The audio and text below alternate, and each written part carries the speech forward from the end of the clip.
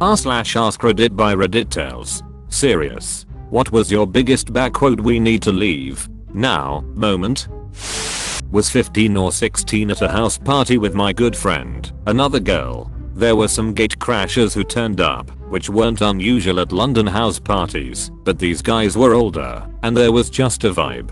A girl I vaguely knew was very drunk and being surrounded by them, and I asked her if she was okay, and she told me to fuck off. I'm fine. I looked at my friend and said to her, I'm gonna call my mum and dad to come get me. Do you want a lift? My parents were always amazing and said to me that if I was at a party or out and for any reason didn't want to be where I was, I could call them and they would come and get me. My parents turned up, coats on over pajamas, and took us both home. Apparently half an hour after we left, someone was stabbed, the girl we had asked earlier was sexually assaulted, and lots of stuff was stolen, and people beaten up and held up at knife point. I had such a feel in the air that I've hardly felt before or since, and knew we needed to not be there.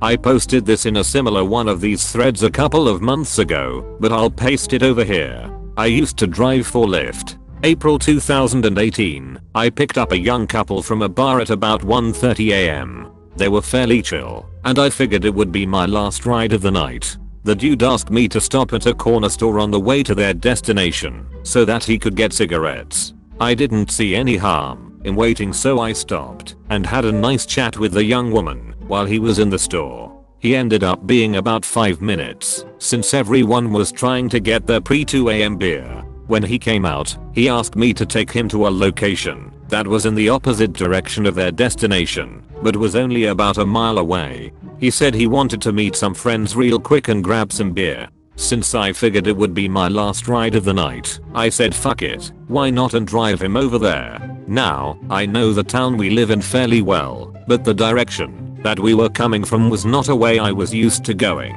when I would go to this location. So when I turned onto the destination street, I missed the turn into the complex parking lot. I just came to a complete stop since the roads were empty and asked them if they just wanted me to park on the street or pull into the complex. This is when the two of them started arguing, as he suddenly wanted to go in and hang out for a few minutes while she didn't want to go in at all. She just wanted him to do his thing and get out of there so they could go home. And then something hit my car. The sound is unmistakable to me, so I immediately started to look around to figure out what it was. But there were no other cars on the road, so that couldn't have been it. Then I moved to the next thing on my mental checklist. If something didn't hit me, then what did I hit? But that didn't make any sense either, as I'd been in park and couldn't have hit anything. It's at this point that the young lady's attitude completely changed. She just kinda looked around and then said back, quote, "Can we just get out of here? It hurts and I want to go home." This was odd to me, as she'd been sitting in my car for about 10 minutes at this point and hadn't said a word about any kind of pain. She followed this up with back, quote, "It hurts and I can't move." Put her hand to her back and pulled it out covered in blood. What the fuck? So the guy starts freaking out, thinking that something in my trunk had exploded, but it was empty. As he reached over to tend to her, I noticed something white sticking out of the seat. This hadn't been there at the beginning of the night, so I asked him what it was. He pulled on it. It was a piece of the filler fuzz from my seat. It came out of the hole that had been made in the seat because she'd been shot. As soon as he grabbed that fuzz, we both had the same realization. He slammed shut his door, and I drove them straight to the hospital, which was only a couple of miles away. That realization, and the follow-up realization of, oh, someone could still shoot you while you're sitting here, was one of the most terrifying things I'd ever experienced. About 2 months ago, I'd stayed up past my usual bedtime, and as soon as I got in bed I smelled something odd and was hearing some inconsistent banging and clattering from downstairs. I don't live in a great neighborhood, so none of this was unusual, but I got out of bed to check anyway and saw flames licking up the side of the building. Yelled at my wife to get out of bed and threw on some clothes, and we hightailed it out. Our building has a shared wall with the next, and that one had an apartment on the ground floor fully engulfed. By the time we made it outside, ended up condemning the whole building. I was the first one to call 911. Have been jerking myself awake in the night pretty consistently since then. I was waiting for an Uber on the outskirts of Atlanta with a couple friends around 10 p.m. We were just shooting the shit after leaving a nearby restaurant and talking about what bar to go to. A disheveled older man walked up a few feet behind one of my friends and struck a weird pose for 2 to 3 minutes while looking in our direction, and there was no one else around. Then he walked off without saying a word. He came back a few minutes later and sat down on the sidewalk about 5 feet away from us. At this point I'm just wondering if he wants something from us, because there was absolutely no other reason to plop down that close to us on an empty sidewalk. Then a small sedan pulls in a nearby parking lot, parking behind some bushes in the spot closest to us, and consequently furthest from any of the shops in that lot. I only noticed because I happened to be facing that direction, but then saw 6 guys pile out of the sedan and immediately cross the street directly towards us. I realized there were not any shops or restaurants still open nearby. It suddenly occurred to me that the strange dude might have been sizing us up when he was watching us earlier, and he came back to mark us. We were all dressed nice with smartphones out and watches visible, basically the fanciest stuff we had for a night out. Right as I started to speak up that we should head back towards other people, our Uber pulled up to the curb. As we drove away, I watched those 6 guys talking in a circle where we had just been standing, and then they crossed the street again and got back in their car. I'll never have a definitive answer, but I'm pretty sure we were 10 seconds away from some unfortunate shenanigans.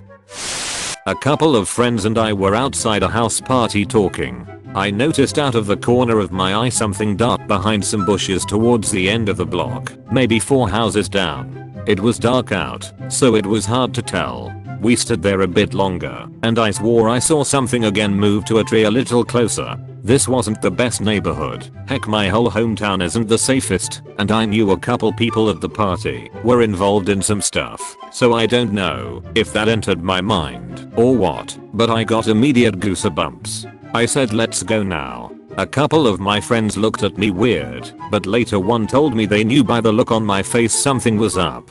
I apparently looked possessed. I had my keys, so we ran to my car and got in. I didn't even let anyone get their seatbelts on. I just hit the gas.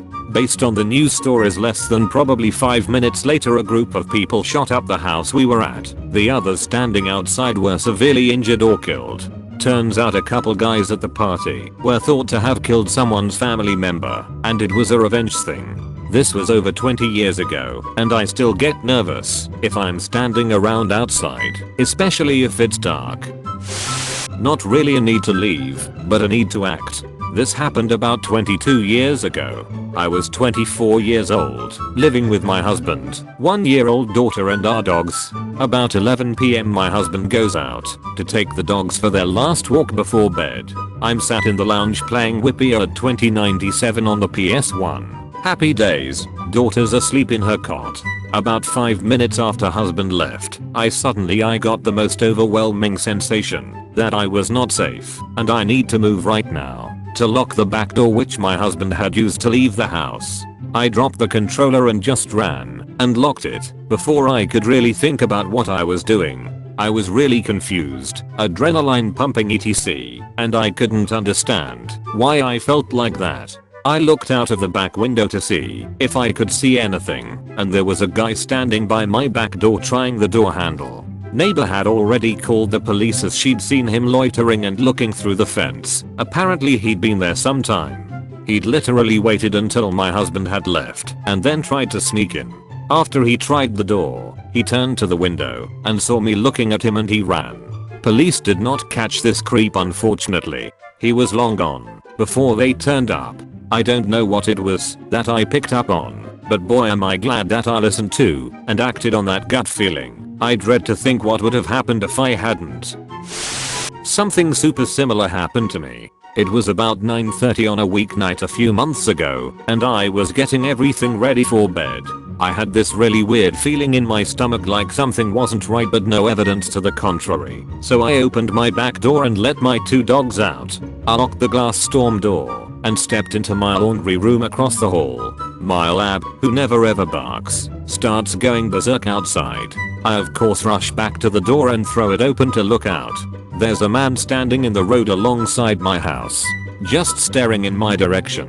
I assume since it was dark. At this point I'm super freaked out as I'm home alone with my 2 little kids. My dogs both come in, and I lock the storm door and deadbolt the main door. I then armed my security system. Before I can turn around twice my doorbell starts ringing, and then someone starts kicking my front door. I called 911 and told them someone was trying to break in. I then just stood behind my couch praying the cops make it in time. Things are quiet for about 15 minutes and I look up from texting my husband telling him to get home now, to see this man glaring at me through the window in my door. I screamed and yelled I'd called the cops and he took off.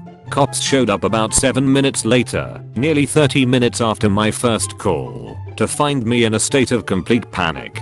I'm still not even close to over it, but I'm so thankful that I'm paranoid enough to keep my doors locked at all times. Otherwise he'd have strolled right in. I don't think I've ever been so afraid. Lock your doors always, even if you think it won't happen to you. I used to think that too and it did. It forever changed my life. There's a few for me, but a significant one. I was 10 years old and my aunt had a small 100-acre farm that was also used as a livery yard for horses. I had a pony called Toffee. We often had kids come in our fields from the neighboring park. They would antagonize the livestock and horses, set dogs on the sheep, set fire to hay and just generally cause stress and damage. We were told to stay away and ignore them and tell an adult if we saw them. The police often did nothing as the kids would escape onto the park and the council refused for us to close off the public footpaths through the fields. It was a true misery. I went to catch my pony from the field and saw he was sweaty and wide-eyed. I don't think he understood for a moment that he was safe with me from this frightened look he gave me. I realized suddenly there were 6 people in the copse of our field. I was suddenly frightened and tried to encourage Toffee to come with me quickly. Initially the boys ran, I believe when they saw how small I was and that I was no threat the group made way back towards me. The field was 5 acres and this all occurred in one of the corners. 3 of them dropped their trousers and flashed at me. Keep in mind, I was a 10-year-old little girl who did not understand, but had an idea what was implied. In a panic I went to grab my pony, but he was scared of them and backed away. One of the boys shouted, "If you touch that horse I'm going to rape you." Toffee in that moment charged briefly toward them. I don't know if it was fight or flight kicking in, or he sensed my terror, but it was enough to scatter the boys. I started to turn and bolt as fast as my legs could carry me toward the gate. One of the boys chased after me. I obviously screamed for my life and felt his hand briefly run over my hair before he fell over. I sprang the gate and ran down the drive to the barn where my aunt and mom were. I always wonder about if I had not run in that moment or Toffee not charged at them, if I'd be alive. The field was far away from safety. My parents would leave me for hours alone at the farm. There was a forest and stream as well, so my small body could easily have been hidden. If any are curious, I still have Toffee about 13 years later. He's 27 and a very old grumpy pony. I'll keep him till he departs the world. He has given so much joy for the little he gave, and he might have saved me had he not taken off when he did. Thanks for watching the video. Subscribe to the channel for more. Like the video if you enjoyed the stories. Comment with your own scary experiences.